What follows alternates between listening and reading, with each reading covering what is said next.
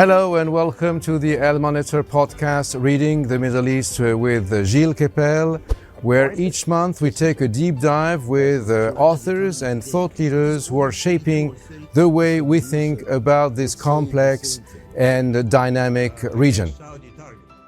I'm your host, Gilles Kepel, and today we're recording from the library of Institut du Monde Arabe, the Institute of the Arab World in Paris, which has in display one of the biggest collections of modern Arab literature in Europe.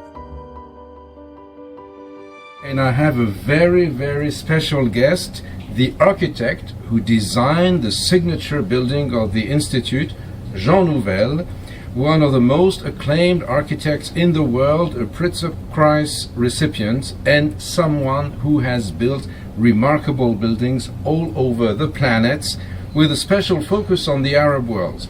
To name a few, the Louvre Abu Dhabi, the National Museum of Qatar, and now the extraordinary project for a resort and lodge excavated in the El Ula site in Saudi Arabia.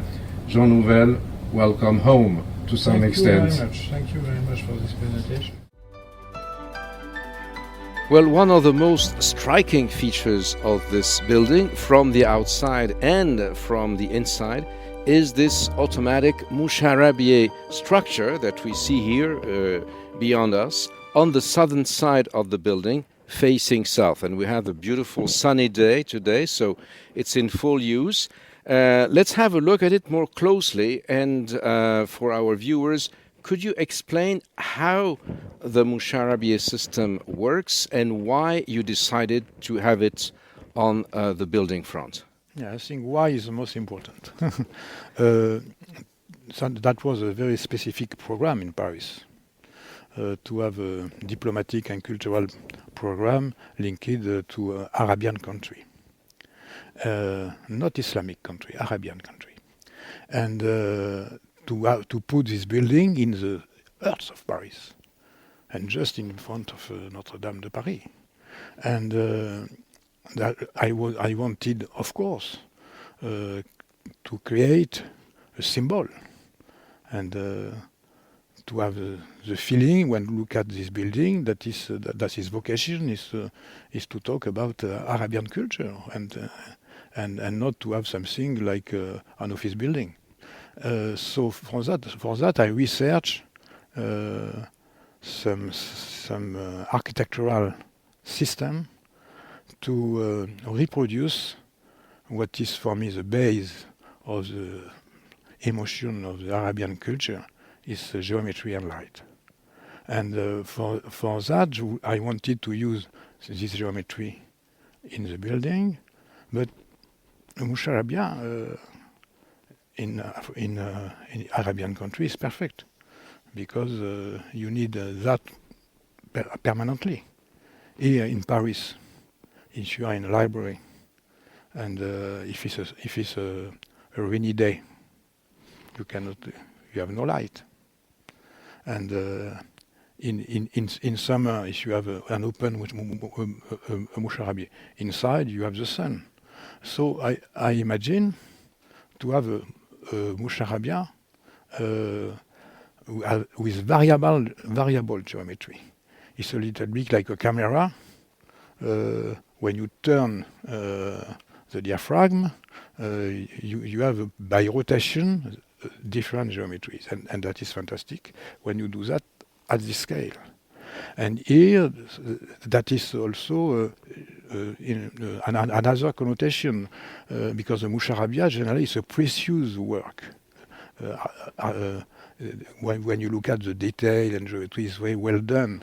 And when you have that, it's also a little bit like a watch. When you get that, you have this preciosity also. So you have all these equivalences to understand that is the same DNA. Mm-hmm. And here, when you look at that now, it's of course a very strong part of the emotion of the architecture inside, because you have a lot of a lot of shadows on the ground, on the table, and on all the building also. It's a variation of the building in relationship with the seasons and the hours, and it program also when you have the light inside, specific geometrical game in the night. Is by the day against by the light against the day, and so it's a precious geometry of light during the night from outside. So when you look at that, it's of course a very repetitive work. That was a little bit like if I fabric a specific watch or something like this, and you have all the system of cables and electric engines arriving from the planes, planes technique, aircraft technology, yes. Technology, and you have variations. Initially, the idea is to have a computer, and you have the computer. You have two parameters: is the temperature and the light. So normally you can pilot that easily. Well, for you cannot. They did not want to have something moving permanently, and me also. So you change when one of these parameters change. You change the geometry at this moment.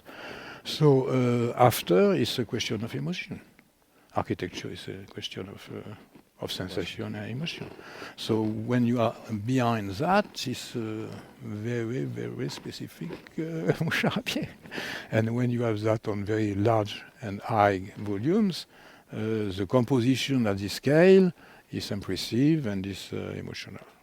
Yes, because... And also, the mouche à rabier are important for the privacy.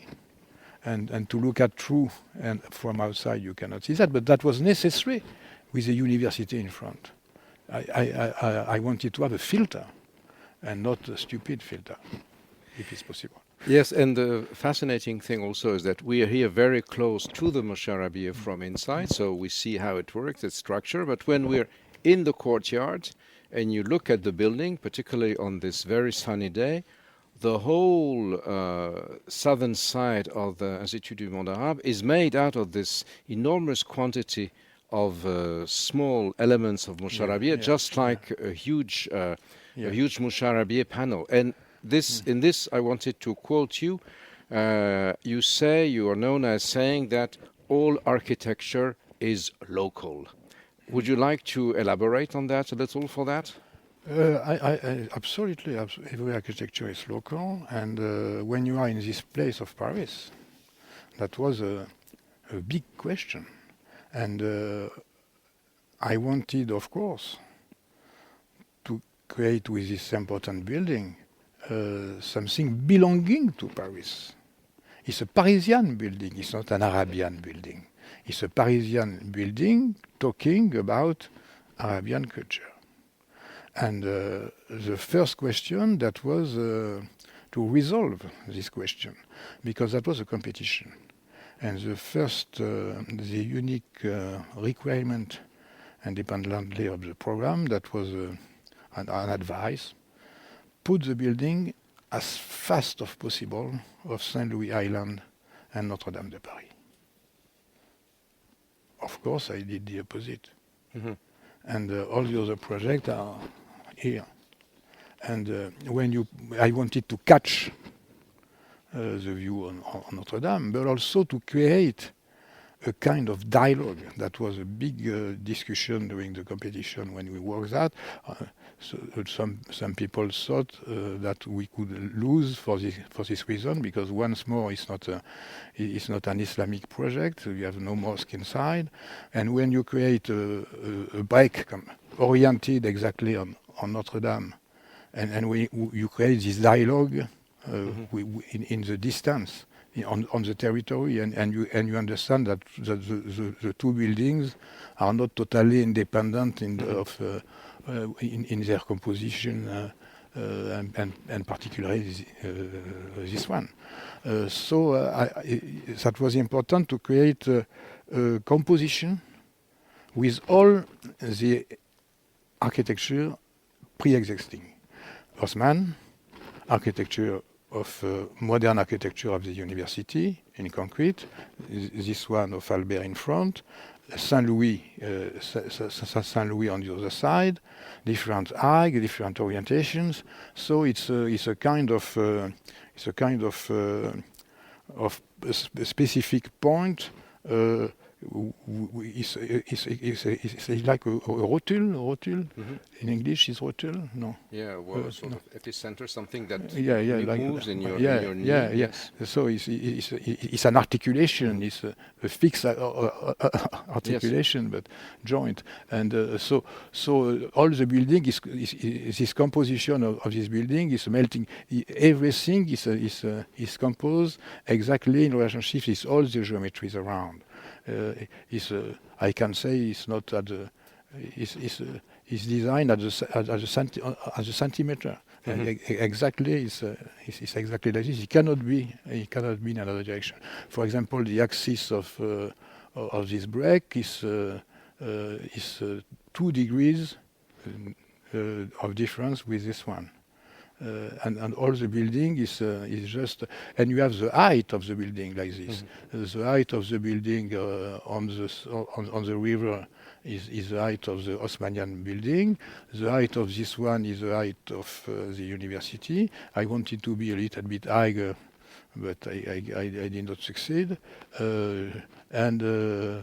Because I wanted to have the continuity of the university, but with a little décalage, with a little difference. And I have that, but perhaps not so important that I wanted. But all the building is also done to be seen from the island, from the Saint Louis Island and buildings, from the bridges, and the building. You have the south here, so you see the building against the day like this, and you have all the transparencies, and the building seems fragile and it's a question. Absolutely. Well, it was a great achievement, and actually you designed the Institut du Monde Arabe 40 years ago. At the time, more or less. I designed that in 81. Yeah, which makes 40 years, yes. 80, we're 22, 81. it's 40 years ago. Well, yeah, 80, and it was at the time of the first, after the first oil shock, and when, of course, France was interested in the Arab world from a different viewpoint. We had the Grand Paris Mosque, built in the 1920s, and this was, of course, another type of relation with the Arab world. And this building, this magnificent building, brought to you, and you were very young at the time, you're still young, but you were even younger, it brought you immediate international fame, in particular in the Arab world. And you were invited to the Arabian Peninsula, among other things, at a time when those newly rich oil states were willing to erect landmark buildings, towers, palaces, museums. Could you tell us how you were brought there, and where I believe your first building was a famous office tower on the desert at the time, Doha waterfront, is that right? It's right. And of course this building was well known, and particularly well known by the people interested by art and by architecture. And at this epoch, the Minister of Culture of the Qatar was Sheikh Saud, a member of the royal family, and a very famous collector. And he wanted to build in center in downtown of Doha a tower of around 200 meters high. And at this epoch, I built the Akbar Tower, Aguas of Barcelona, it's not the Arabian meaning, but he saw that, and he went to see me, and he asked to me, "Do you think that this kind of shape could be a starting point for a tower in an Arabian country?"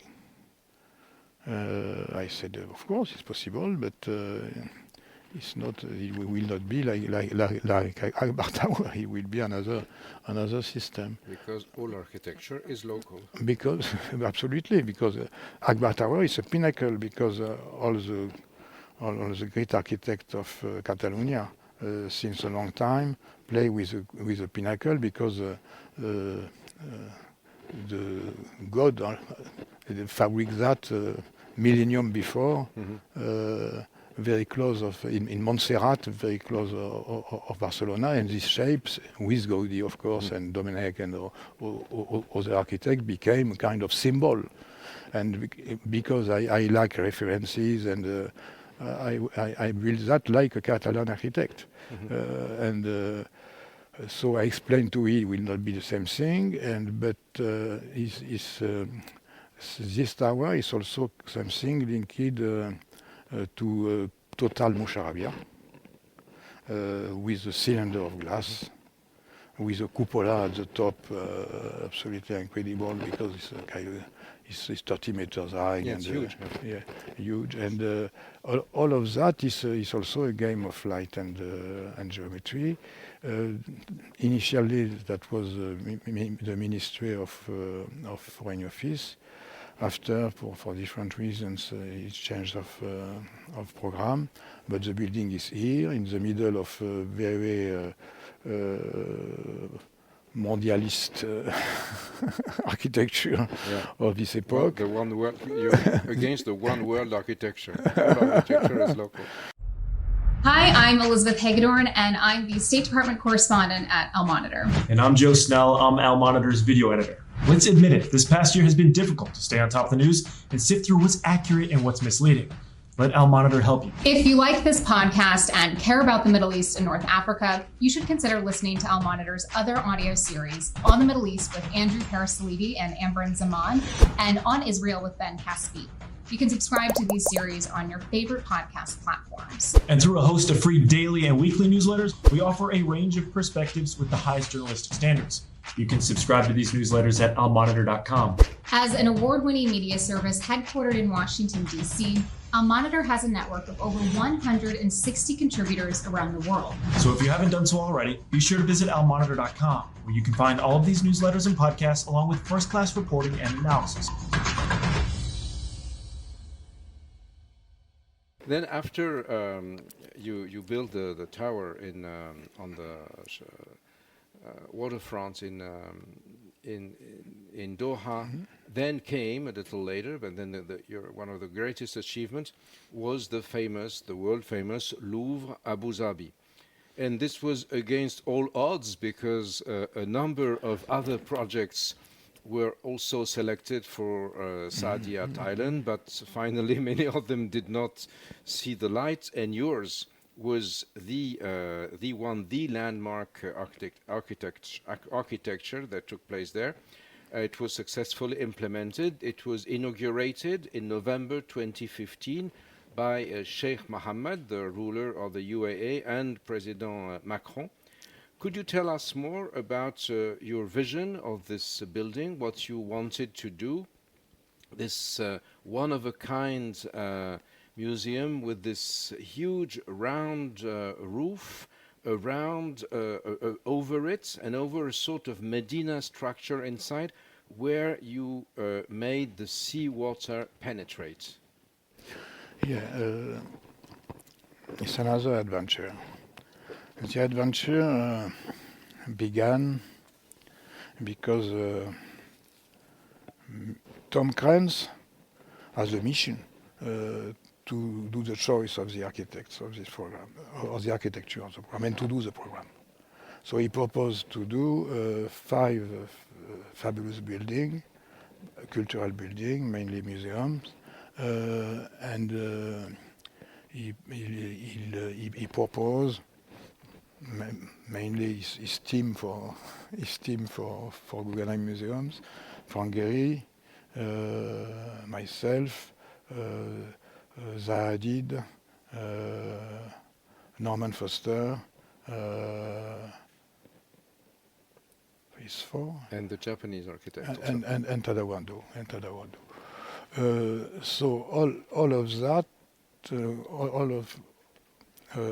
in the first time we began, they wanted to begin by the Museum of Contemporary Art, Gehry building, for a lot of reasons, because the program was not so clear. They wanted also to go very quickly for the historical museum and comparison of civilizations, and we began with the building I propose. And this building is mainly is unique to work also with the memory of this place, with the local situation, with the reasons to do that in Arabian culture and so on. And I propose a big cupola, not to cover the building, because it's raining inside. So it's a kind of Musharabia at the scale of 180 meters of diameter, and you are comfortable when you're underneath, you're in the shadow. And also I wanted to have variations, not exactly in the same way than in Arab Institute, but I propose, after I look at a lot of situations in the trees, in the grids and so on, and I propose to create 8 parallel cupola with a random system. You turn that. The geometry is not in front of the other one. So a ray of light has to go through 8 filters. Mm-hmm. So, and the sun moves. Everybody knows that. So at one moment, you have one hole of light like this disappearing. Mm-hmm. Another, at the same time, another appears. And all of that, if you stay 1 minute or 2 minutes in front of that, to say, it moves, something is strange, I don't understand, and you see all this variation of light. So as opposed to those Musharabia which you have to make move electrically, so you have created a system where the sun itself moves and the lights moves by the power of the It's more ecological, perhaps. Absolutely, it's absolutely, yeah. So when you do that at this scale, of course, you have a geometry of light printed on all the little buildings, creating this reference to the Arabian city. And you have a lot of variations of spots also on the people themselves, mm-hmm. and all. So it's done after like a little city around that, and also on the water, because the sea enter under the cupola, and sometimes between the building also. So. It's always game with geometry and light. It's always game with the local culture and with the inventions linked to like the wind towers to a background and a sensitivity linked to these countries. So it's done. It's a fantastic also program because. And I did also all the museography, the museography system, and I propose to have this idea of comparison between 3 objects of different origin at the same time. So all the museography of all the museum is done. Is based on this comparison, and the vestibule gives the key. When you have only three artworks or objects, you can compare, and after you refine this comparison in another way on the other system, on the other epochs, and of course it's unique. I think architecture as a vocation is to be unique. Of course, and also it is quintessential, because to some extent in your building and in the whole design and the play with the lights, the sea, the heat, and all of that in the Arab city, in a way you summed up the whole spirit of the history and the civilization, which is also something that you did, but from a rather different point of view, in another landmark initiative that was completed later on, the National Museum of Qatar. And for that, you chose a desert role as a model. Can you explain to us how I have to explain this that to you, because initially I did not want to do that. I wanted to do something in the ground, in the sand, because I proposed to do this museum at the place who was the initial palace of the royal family at the beginning of the 20th century, and Qatar, their ambition and their characteristic, the characteristic of the Qatar for them, and the most important, is a meeting of the sea and the desert. It's a peninsula, little peninsula, and I wanted to play with that, but Sheikh Saud, who was the minister at this epoch, asked me to design this museum, and after they decided to have something more spectacular, because when the building was essentially underground, that was like a land art, different lines in the water and in the sand, and they said to me, no, we want something really... they had to have a landmark. Oui, a landmark. I think the other one was a landmark also. But, more spectacular from what they wanted. But they wanted something more... visible. More visible and immediately, wow. And so I researched that, and I look at very often this sand roses, because what is fabulous is a natural architecture done with the sand and the quality of the air and the salt and the humidity, the little of humidity, to create this random system of plan totally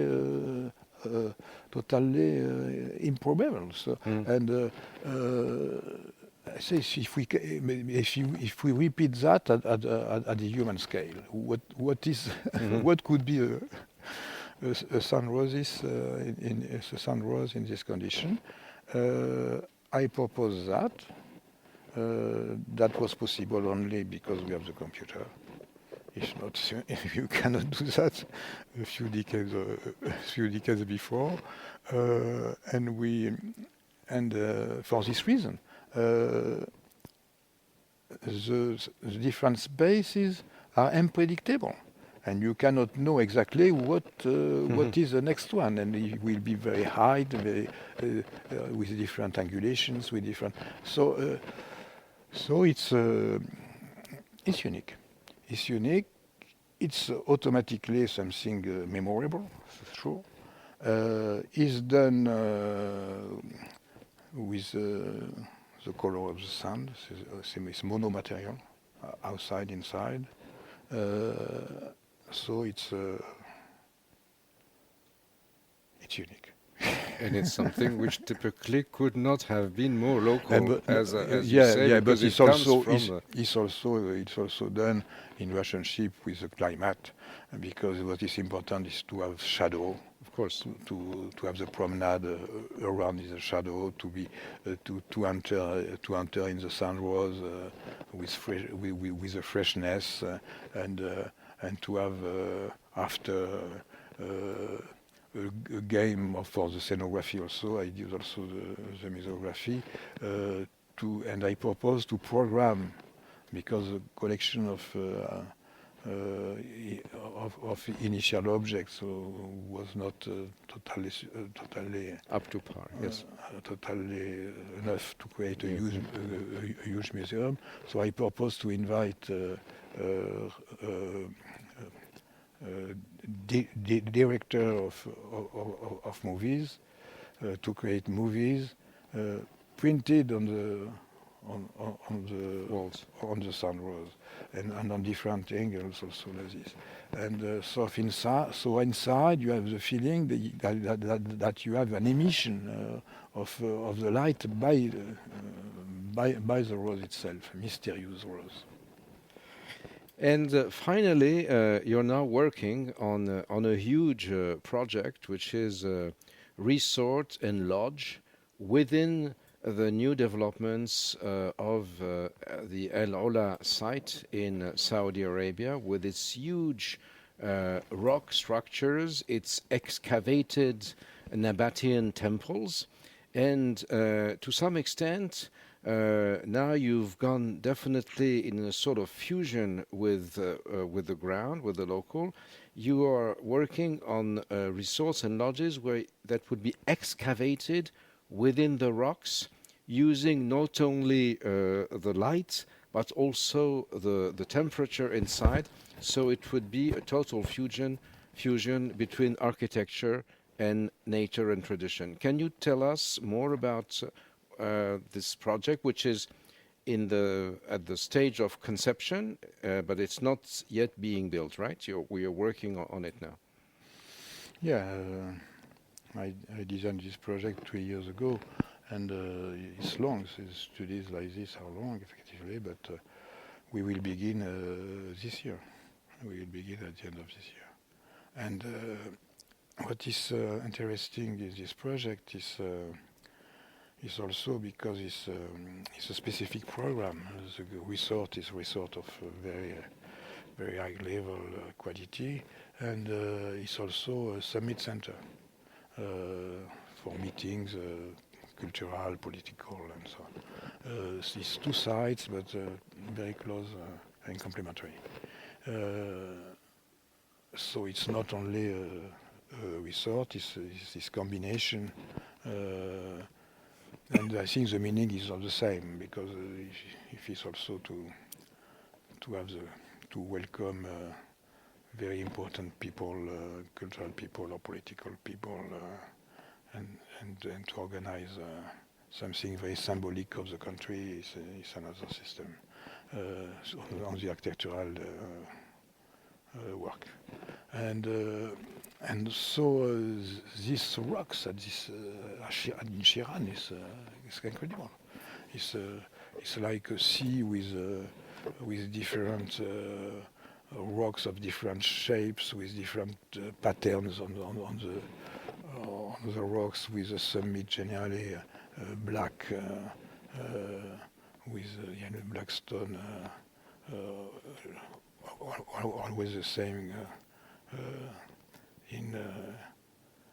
on all the landscape like this. And I wanted to use that because I cannot imagine in the middle of this different sculpture, natural sculpture, rocky sculpture, yes, a building. Yeah, something was wrong.